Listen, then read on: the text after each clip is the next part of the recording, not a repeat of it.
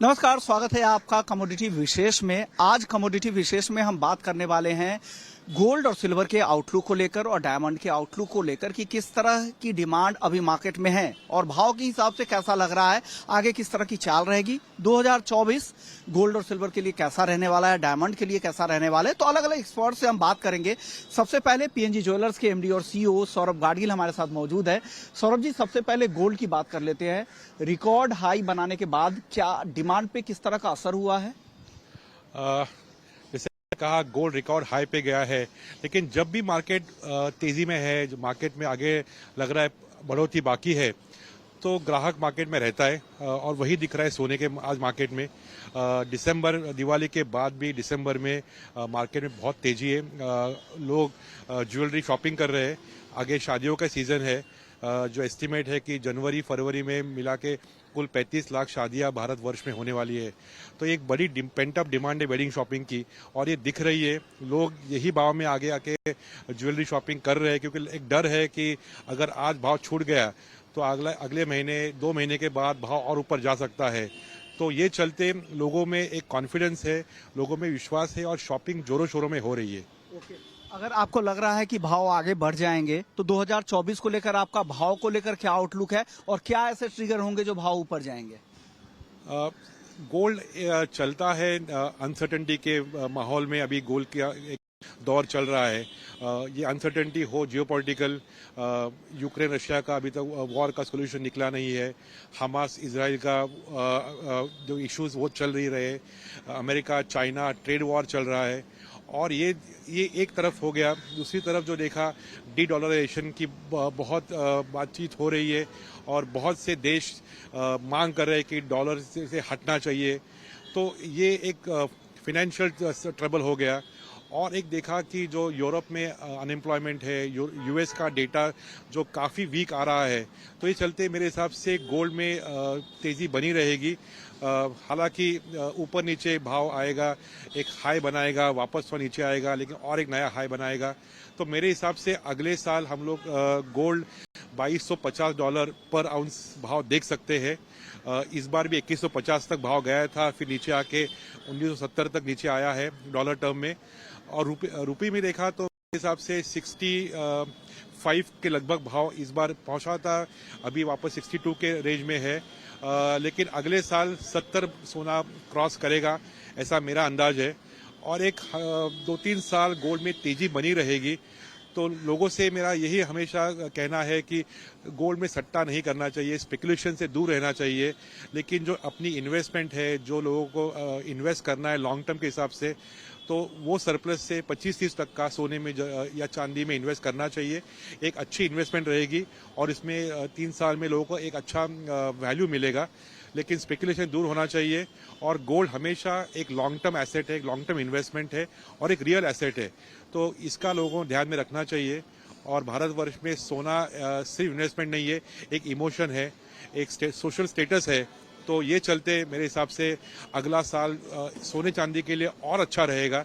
और हर साल हम बोल रहे हैं कि एक नया रिकॉर्ड बन रहा है, तो अगले इससे और रिकॉर्ड बनेगा, ऐसी मेरी आशा है। आपको लग रहा है इस तरह की तेजी आएगी? आपको चांदी को लेकर क्या लग रहा है? क्या चांदी में भी इस तरह की तेजी उम्मीद कर रहे हैं आप? 70,000 रुपए अगर गोल्ड मान रहे हैं, तो चांदी को लेकर 2024 को लेकर क्या आउटलुक है? चांदी के भाव कहां तक जा सकते हैं 2024 में? चांदी में हमेशा कह रहा हूँ कि चांदी में तेजी आने वाली है, क्योंकि चांदी में एक है, चांदी सोने को फॉलो करती है, तो जब सोना बढ़ता है चांदी बढ़ती है। और दूसरी, चांदी की डिमांड बढ़ रही है। ये माइक्रोचिप इंडस्ट्री है, सोलर एनर्जी है, ईवी है, सब में चांदी की डिमांड बहुत बढ़ रही है। तो एक इंडस्ट्रियल डिमांड है, इन्वेस्टमेंट डिमांड है। तो चांदी मेरे हिसाब से 90,000 का भाव अगले साल दिखा सकती है। और चांदी में भी हमने देखा पिछले 3 सालों में 40,000 से चांदी ऑलमोस्ट 80,000 तक पहुंच गई है। तो एक चांदी में भी बहुत बड़ी ग्रोथ दिखी है, और ये आगे भी दिखेगी, क्योंकि इन्वेस्टमेंट है और कंजम्पशन डिमांड दोनों साथ में है। यानी जो इन्वेस्टमेंट डिमांड है, इंडस्ट्रियल है, कंजम्पशन डिमांड है, वो चांदी को यहाँ से ड्राइव कर सकती है। और लग रहा है कि चांदी अगले साल में 90,000 और सोना अगले साल 70,000 रुपए तक जा सकता है घरेलू बाजार में। अब बात कर लेते हैं डायमंड को लेकर। डायमंड के दाम भी तेजी से नीचे आए हैं, चाहे वो नेचुरल डायमंड हो और लैब ग्रोन से भी एक तो कंपटीशन मिल रहा है, दूसरा डिमांड भी उस तरह की नहीं है। ऐसे में क्या लग रहा है डायमंड के लिए 2024 कैसा रहने वाला है? डायमंड में जो प्राइस जो मीडिया बात करे प्राइस फॉल हुआ है, वो सभी इसमें हुआ नहीं कैटेगरीज में। वो एक लिमिटेड जो बड़े सॉलिटायर्स थे उसमें थोड़ी डिमांड, थोड़ी प्राइस जो घटौती दिखी है वो है, लेकिन पूरे डायमंड देखा तो ज़्यादा प्राइस नीचे आई नहीं है और अभी प्राइस वापस बढ़ने चालू हो गई है, क्योंकि डायमंड का डिमांड सप्लाई जो है वो इक्वेशन अभी भी ऐसा है कि डिमांड ज़्यादा है सप्लाई से। तो मेरे हिसाब से नेचुरल डायमंड जो है वो हमेशा वैल्यू बनाए रखेंगे और आगे जाके भी उसकी कीमत इससे स्टेडी या थोड़ी ऊपर आ सकती है, लेकिन डिमांड बहुत स्ट्रांग है। क्योंकि डायमंड भारतवर्ष में माना जाता है कि एक अपलिफ्ट में, कि लोग पहले सोने खरीदते हैं, उसके बाद थोड़ा अपग्रेड करके डायमंड ज्वेलरी लेते हैं। और एक डेटा है कि डायमंड का इंडिया में जो पेनिट्रेशन है वो ऑलमोस्ट 7 to 8% सिर्फ है। सो यहाँ तक डायमंड को इतना अभी तक मार्केट पूरा क्रॉस करना बाकी है। जैसे फॉरेन कंट्रीज में डायमंड का मार्केट पेनिट्रेशन 40-50%, 60% तक है। तो इंडिया इतना बड़ा पॉपुलेशन का देश है, लेकिन इसमें डायमंड की रीच सिर्फ 5-6% तक लोगों तक है। तो ये रीच और बढ़ेगी, और ये जब रीच बढ़ेगी तो डिमांड और यहाँ बढ़ने वाली है। और डायमंड जो अपर क्लास लोग हैं वो आजकल डायमंड वेडिंग शॉपिंग में भी इंक्लूड कर रहे हैं, कॉकटेल गाउन्स पे डायमंड पहन रहे हैं। तो डायमंड की डिमांड हर तरह से आ रही है और मेरे हिसाब से अगला साल डायमंड के लिए बहुत अच्छा साल रहेगा। स्पेशली बड़े डायमंड जो है जिसमें वैल्यू लोगों को मिलती है, सर्टिफाइड डायमंड्स है, इसका मार्केट अच्छा बना रहेगा। और डायमंड जो आपने बात की डायमंड्स की, वो एक मेरे हिसाब से एक ट्रेंड है, फैशन है, जिसकी कीमत, वो एक मशीन है जो डायमंड बनाता है, तो उसकी कीमत नीचे आ रही है। और ये मुझे लग रहा है कि स्वरावस्की जैसा एक ब्रांड बना है कि जो फैशन है, ज्वेलरी में आया नहीं है, ऐसे ही लाइफबोट डायमंड ब्रांड बनेगा, इसके लोग जरूर खरीदेंगे। लेकिन वो जो सिर्फ फैशन है या फिर लाइफस्टाइल है उसके लोग करेंगे, पर इन्वेस्टमेंट ग्रेड वापस नेचुरल डायमंड ही रहेगा। और मेरे हिसाब से अगले साल भी डायमंड में अच्छी डिमांड दिखेगी, क्योंकि पिछले साल यूएस चाइना में डायमंड डिमांड थोड़ी कम थी, लेकिन वहाँ पे भी डिमांड के सिग्नल्स आ रहे हैं, एक्सपोर्ट थोड़ा बेहतर लग रहा है। सो ये चलते ग्लोबली डायमंड की डिमांड जब बढ़ेगी तब कीमतों में आपको प्रेशर आएगा नॉर्थवर्ड साइड। और इंडिया में जैसे मैंने कहा कि कंजम्पशन बहुत कम है, अभी तक रीच बहुत बाकी है। तो ये चलते जैसे इंडिया में जीडीपी बढ़ रहा है, एक इंडिया का जीडीपी अभी देश में देखा तो हम टॉप 5 में पहुंच गए हैं। इंडिया पर कंजम्पशन कैपिटा लोगों का बढ़ रहा है। तो ये चलते डायमंड की डिमांड जो पहले अर्बन सिटीज में थी वो स्लोली जा रही है, रूरल टीयर 1, टीयर 2, टीयर 3, अभी टीयर 4 में डायमंड पहुंच रहे हैं। तो ये चलते डायमंड की डिमांड बहुत बढ़ेगी अगले 2-3 साल में। और इससे मुझे लगता है कि डायमंड का जो एक मार्केट है उसमें एक अच्छा अपलिफ्ट मिलेगा। यानी डायमंड को लेकर भी लग रहा है कि 2024 डायमंड मार्केट के लिए भी अच्छा रहने वाला है, यहाँ से अपलिफ्टमेंट मिलने वाला है और जो दायरा है वो अब middle class, lower middle class तक भी पहुंचने वाला है। और जो लैब ग्रोन डायमंड है वो पहनावे के लिए तो ठीक है, लेकिन इन्वेस्टमेंट के हिसाब से नेचुरल डायमंड की डिमांड बनी रहेगी। तो ये गोल्ड और सिल्वर और डायमंड को लेकर सौरभ गाडगिल साहब का आउटलुक है, लेकिन बाकी एक्सपर्ट्स का क्या आउटलुक है, हमारे सहयोगी अनुराग शाह ने उनसे खास बातचीत की थी कुछ और एक्सपर्ट से, आइए वो भी सुन लेते हैं। हमारे साथ खास बातचीत के लिए मौजूद है विघ्नहर्ता गोल्ड के सीईओ महेंद्र लूनिया। सर, आपसे मैं ये कहना चाह रहा हूँ, अब हम गोल्ड की बात करते हैं, तो अब आपको क्या लगता है गोल्ड को लेकर आपका क्या आउटलुक है अब मौजूदा स्तर से, और कितनी अपसाइड है? क्योंकि जो भी निवेशक की बात करें या फिर जो आम लोग भी है उनको लगता है कि अब और कितनी यहाँ से अपसाइड दिखेगी। मेरे हिसाब से अगर आप देखो कि जो गोल्ड की जो रेट है अंतर्राष्ट्रीय मार्केट में $2100 के करीब आ चुके हैं, फिर से 2180 के दरमियान जाके।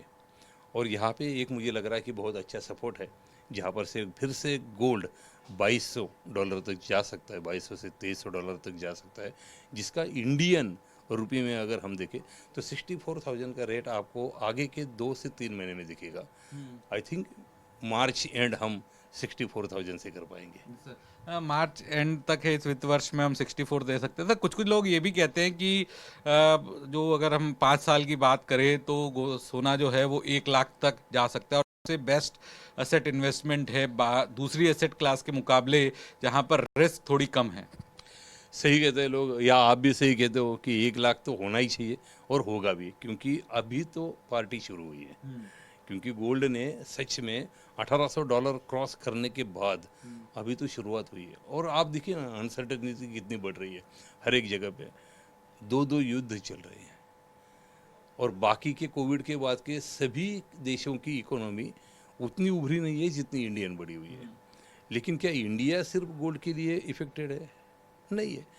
तो पूरा वर्ल्ड उसके ऊपर अपना प्रभाव डालता है और वही चीज़ होगी आगे के 5 साल में। गोल्ड में भी पॉसिबल आप $3000 के करीब जाते हुए दिखेगा इंडियन करेंसी में। जैसे आप बोल रहे हो 1 लाख, मैं बोलूँगा 1,15,000 तक जा सकता है जनवरी 2027 तक। जनवरी 2027 तक आप बोल रहे हैं कि गोल्ड 1 लाख तक जा सकता है, कन्विक्शन के साथ आप बोल रहे हैं। लेकिन जो भी मिलीनियल्स है, नई जनरेशन के लोग हैं, वो गोल्ड में फिजिकल तौर पे निवेश नहीं करना चाहते, तो उनके पास किस तरह के विकल्प है जो इस रिटर्न का वो भी फ़ायदा उठा सके? जो मतलब आप बोल रहे हैं कि 1 लाख तक जाएगा तो यहाँ से काफ़ी ज़्यादा अपसाइड है। तो सबसे अच्छा क्वेश्चन है और जो मेरा फेवरेट भी रहता है हमेशा, मैं ये कहूँगा, क्योंकि उसका रीज़न ऐसा है कि जो आज की पीढ़ी है वो हमेशा डिजिटल में काम करना पसंद करते हैं। उनके हाथ में मोबाइल है, एक्सपेरिमेंट करना चाहते हैं वो लोग।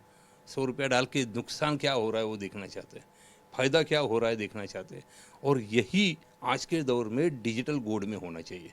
जैसे कि काफ़ी सारी चीज़ें हैं, MCX गोल्ड है, गोल्ड बीज है, गोल्ड ETF है, सबसे फेवरेट चीज़ है सोवरेन गोल्ड बॉन्ड। अगर हर कोई बंदा सिर्फ 1 gram gold in digital form में सोवरेन गोल्ड बॉन्ड में लेता है तो यहाँ पर आपको दोहरा फायदा होता है। जैसे कि आपकी गोल्ड की इन्वेस्टमेंट भी हो जाती है, साथ में आपको उसके ऊपर ब्याज भी मिलता है। गोल्ड की मूल्य वृद्धि भी हो गई। आज के रेट से अगर 1 लाख तक जा रहा है तो उसकी मूल्य भी बढ़ गया है, लेकिन साथ में आपकी क्वांटिटी, आपकी इन्वेस्टमेंट के ऊपर आपको 2.5% सालाना का ब्याज भी मिल रहा है। तो ये तो आपकी इन्वेस्टमेंट पे एक चेरे लगाने जैसा हो गया।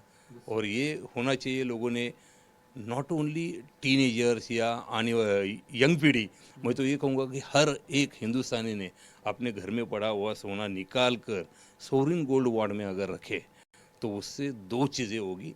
एक, आपका गोल्ड का वैल्यूएशन बढ़ता रहेगा, उसके ऊपर आपको ब्याज मिलेगा। दूसरी चीज़, आपका वो गोल्ड देश की इकोनॉमी के ग्रोथ में, इंडिया शाइनिंग की स्टोरी में एक बड़ा सा योगदान देगा। सर क्या वजह है कि लोग जो है इसको, जो आपने बताया कि जो घर पे अनडिस्क्लोज गोल्ड है इसको डिस्क्लोज करके सॉवरेन गोल्ड बॉन्ड में लाना चाहिए, इतना लोग, सरकार ने कई सारे इनिशिएटिव लिए लेकिन अभी तक किसी को भी कुछ ज़्यादा रिस्पांस मिला नहीं है?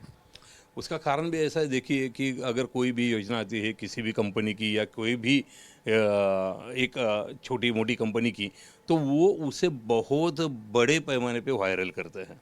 लेकिन सोवरेन गोल्ड बॉन्ड बावजूद इतना बढ़िया प्रोडक्ट होने के, ना गवर्नमेंट ने इसके ऊपर ध्यान दिया है, इसके प्रसारण के ऊपर, इसको लोगों तक पहुंचाने के ऊपर, और ना ही रिजर्व बैंक ने। मैं ये कहूँगा कि आपको, आपके जैसे माध्यम को लेते हुए, मीडिया हाउसेस को लेते हुए, इन लोगों ने सोवरेन गोल्ड बॉन्ड के हर जगह पे Tier 1, 2, 3 सिटीज़ में एक छोटे छोटे सेमिनार्स लेने चाहिए। लोगों को ये पता होना चाहिए। मैं पूना से होता हूँ, मैं पूना से बिलोंग करता हूँ, लेकिन पूना में भी मोर देन 70% लोगों को आज भी ये पता ही नहीं है कि सोवरेन गोल्ड बॉन्ड क्या है। तो ये लोगों को अगर जब पता होगा तब जाके वो इसका फ़ायदा उठाएंगे। तो वहाँ पे कोई एक फेस आना चाहिए जो मे बी पॉसिबली एक ट्रस्टवर्दी फेस आए, जो लोगों को बताए कि आपका जो गोल्ड है घर में पड़ा रहने से बेटर होगा, यहाँ पे लेके आइए, आप सोवरेन गोल्ड बॉन्ड में खरीदारी करिए और उसमें इन्वेस्टमेंट करिए, आपके लिए फ़ायदे का होगा। सर एक और चीज़ आजकल लोग कहते हैं कि जो नई पीढ़ी है, नई जनरेशन है, मिलीनियल्स है, उनका ज्वेलरी में इतना ज़्यादा रुझान नहीं जो हमारे पेरेंट्स थे या ग्रैंड पेरेंट्स थे, जिन उनको जितना अट्रैक्शन था गोल्ड ज्वेलरी वगैरह, तो जो नई पीढ़ी है उसको इतना अट्रैक्शन नहीं है। तो ये चीज़ जो है वो ओवरऑल हम गोल्ड मार्केट के लिए या ज्वेलर्स के लिए आप किस तरह से देखते हैं? ज्वेलर्स को आज के डेट में समझना पड़ेगा कि आज के डेट में गोल्ड के रेट बढ़ते जा रहे हैं। कॉमन पीपल के हाथ में से वो चीज़ छूटती जा रही है, और यहाँ पे अगर आपको उसे अट्रैक्ट करना है, इस पीढ़ी को अट्रैक्ट करना है, तो आपको लाइट वेट ज्वेलरी लानी चाहिए, और वो लेके आने के बाद आपको लोगों को बताना भी चाहिए, उसके बारे में डिटेल्स होना चाहिए। दूसरी चीज़, आज की जो पीढ़ी है वो लोग खुद बहुत रिसर्च करते हैं, क्योंकि उनके हाथ में इंटरनेट जैसी बहुत बड़ी चीज़ आ गई है। छोटी सी छोटी चीज़ खरीदारी करनी हो तो वो रिसर्च करते हैं, गूगल करते हैं, और इसके कारण उन्होंने देखा है कि गोल्ड में इतना बड़ा बदलाव नहीं होता है।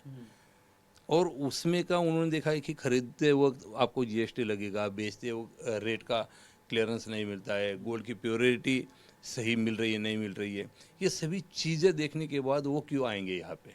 अगर आप ट्रांसपेरेंसी नहीं रखोगे, लोगों को पूरा डिटेल नहीं बताओगे, लोग इन्वेस्टमेंट क्यों करना चाहेंगे? क्या उल्टा अगर आप देखो, आपके और हमारे ज़माने में उस टाइम पे हमारे पास एक छोटा पैसा था, लेकिन फिर भी हम लोग इन्वेस्टमेंट करना तो चाहते थे, और हम गोल्ड के सिवा दूसरा कुछ दिखाई नहीं देता था। लेकिन आज की जनरेशन के हाथ में काफ़ी सारी चीज़ें हैं, जैसे ETF है, या तो फिर इक्विटी है, या तो फिर म्यूचुअल फंड है। इन्होंने इतने पैमाने पे एडवर्टाइजिंग की हुई है, इतने पैमाने पे एजुकेट किया हुआ है लोगों को, कि लोग वहाँ पे टर्न आउट हो चुके हैं। वैसा ही अगर सोवरिन गोल्ड बॉन्ड या गोल्ड के बारे में या कमोडिटीज़ के बारे में हम इन बच्चों को बताएं, इन पीढ़ी को बताएं, तो वो भी इन्वेस्टमेंट करेंगे। लेकिन आज के डेट लेने सर, आपको क्या लगता है कि गोल्ड एक तरह से हम फ्यूचर में एक सेफ इन्वेस्टमेंट के तौर पे ज़्यादा माना जाएगा बनिस्पत की ज्वेलरी खरीदना, या ज्वेलरी के लिए लोगों का शौक रहता था उससे? ये सही बात है कि गोल्ड की ज्वेलरी जो है, मैं भी क्लियर करना चाहूँगा, ज्वेलरी जिसे हम क्या करते थे, एक मराठी में हम उसे बोलते थे हाउस, या तो फिर क्या कहेंगे हिंदी में उसके बारे में, कि हमारी चाहत होती थी, हम उसे वो कम होती जा रही है। दूसरा, अगर हम इन्वेस्टमेंट की बात करते हैं, तो इन्वेस्टमेंट के लिए physical gold is not right choice. तो इसके लिए आपको जाना पड़ेगा डिजिटली, और उसका अगर नॉलेज हम लोगों को दे पाए, तो वो हमेशा गोल्ड सदा के लिए रहेगा एज ए इन्वेस्टमेंट। हमसे बात करने के लिए बहुत बहुत शुक्रिया सर। हमारे साथ खास बातचीत के लिए मौजूद है MCX के सीनियर वाइस प्रेसिडेंट और बुलियन हेड शिवांशु मेहता जी। सर, हमसे बात करने के लिए बहुत बहुत शुक्रिया। आपसे मैं यही समझना चाहूँगा कि अब जिस तरह से फॉर्मलाइजेशन की तरफ देश की इकोनॉमी बढ़ रही है, तेज़ी से हम देखा डीमेट अकाउंट्स की जो संख्या वगैरह बढ़ी, उसमें भी हम एक बड़ी चीज़ देखते हैं कि कमोडिटी के अंदर, स्पेशली बुलियन के अंदर, ज्वेलर्स है या छोटे कारोबारी है, उनको कैसे एक्सचेंजेस के साथ जोड़ा जा सके, और उसके लिए आपके मुताबिक और क्या प्रयास हो रहे हैं? जी हाँ, आपने बिल्कुल सही कहा। जहाँ तक ज्वेलर्स और बुलियन ट्रेडर्स का सवाल है, वहाँ भी यही फॉर्मलाइजेशन और ऑर्गेनाइज्ड ट्रेड की तरफ जो सरकार का फोकस रहा है वो देखा जा रहा है। और जो हम अपनी अवेयरनेस बढ़ाते हैं छोटे बड़े शहरों के सराफा एसोसिएशंस के साथ और एपेक्स एसोसिएशंस के साथ, वहाँ एम यही रहता है कि उनको हेजिंग के बारे में समझाया जाए, और कैसे जो एक्सचेंज के कॉन्ट्रैक्ट्स हैं, एक्सचेंज का इकोसिस्टम है, including hedging, delivery, use of options, futures, ये उनके बिजनेस मॉडल में किस तरह से समा सकता है, ताकि उनको इसका पूरा फ़ायदा मिल सके, और वो सारा जो अपना काम है, अपनी हेज बुक्स ऑफ अकाउंट को मेंटेन करके ऑर्गेनाइज तरीके से कर सके। और सबसे बड़ी बात यह है कि इसका जो प्राइस का जो रिस्क है, जो जोखिम है, उसको वो उतार सके। तो सर, डेरिवेटिव सेगमेंट में क्या आपको रिस्पांस दिख रहा है, या आपको लगता है कि वहाँ पे और ज़्यादा काम करने की ज़रूरत है? जी, डेरिवेटिव्स आप देखेंगे कि 2003 से लेके MCX स्टार्ट हुई थी, तो अब देखा जा रहा है कि फ्यूचर्स तो है ही काफ़ी अच्छे रोबस्ट हैं, ऑप्शंस के अंदर बहुत अच्छा एक हमें परफॉर्मेंस देखने को मिला है। तकरीबन 5 गुना जो टर्नओवर है वो हो गया है पिछले साल के मुकाबले में, अराउंड 5000 करोड़। मैं गोल्ड की बात कर रहा हूँ। तो इससे समझ में आता है कि जो ज्वेलर्स हैं उनको ऑप्शन का यूजेज समझ में आ गया है, और वो उसका इस्तेमाल बढ़ा रहे हैं धीरे धीरे। तो आई थिंक ये डेरिवेटिव्स में ये काफ़ी पॉजिटिव साइन है। और डेरिवेटिव्स कॉन्ट्रैक्ट्स के अंदर डिलीवरी तो ऑलरेडी हमारी लिंक्ड है, कंपल्सरी डिलीवरी कॉन्ट्रैक्ट्स, तो उसमें क्वालिटी एश्योर्ड गोल्ड की डिलीवरी भी उन्हीं कॉन्ट्रैक्ट्स के ज़रिए ली जाती है। तो ये दोनों फ़ायदे हैं। और सर क्या हम देखें गोल्ड के आउटलुक को लेकर आपकी अभी क्या राय है?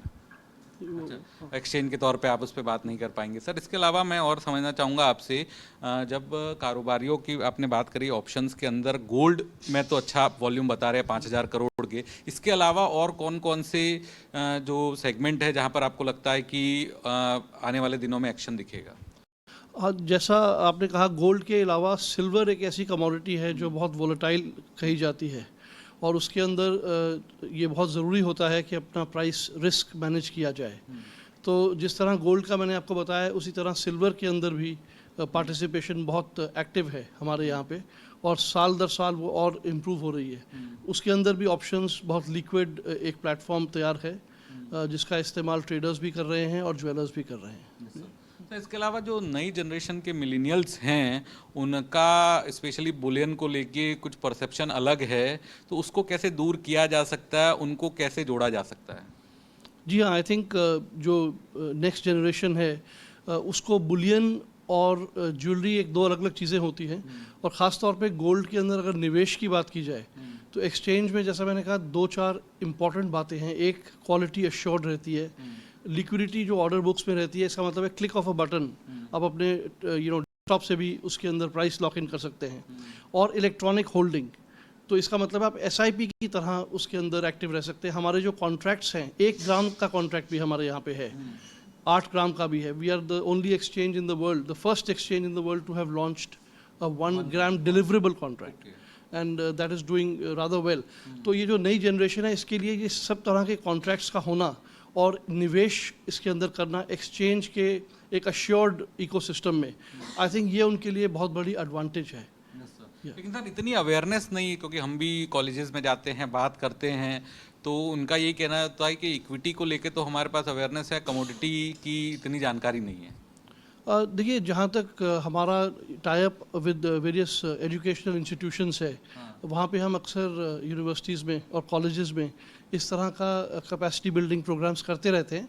बट आपने एक फोकल पॉइंट बताया है, तो इसको हम आगे जाके और बढ़ाना चाहेंगे। सर अगर हम वॉल्यूम की बात करें एक्सचेंजेस में डेरिवेटिव कॉन्ट्रैक्ट की वगैरह, तो आपको क्या लगता है ये वॉल्यूम आने वाले वक्त में और बढ़ेगा, कई मैनी फोल्ड ये जा सकता है, और उसके पीछे क्या ट्रिगर्स रहेंगे? सबसे इम्पॉर्टेंट बात यह है कि सेबी ने बहुत ही पॉजिटिव रेगुलेटरी मेजर्स इसके अंदर लाए हैं। जैसे फ्यूचर्स था, फिर ऑप्शंस आया, इंडिसेस आया, और अभी आपने देखा है कि जो ETF और म्यूचुअल फंड्स हैं वो कमोडिटी डेरिवेटिव्स पे बेस्ड भी हो सकते हैं और आ रहे हैं, आए भी हैं। इसके साथ साथ जो पार्टिसिपेंट्स का बेस है वो भी सेबी ने इसको बढ़ाया है, फॉरेन पोर्टफोलियो इन्वेस्टर्स को भी अलाउ कर दिया गया है।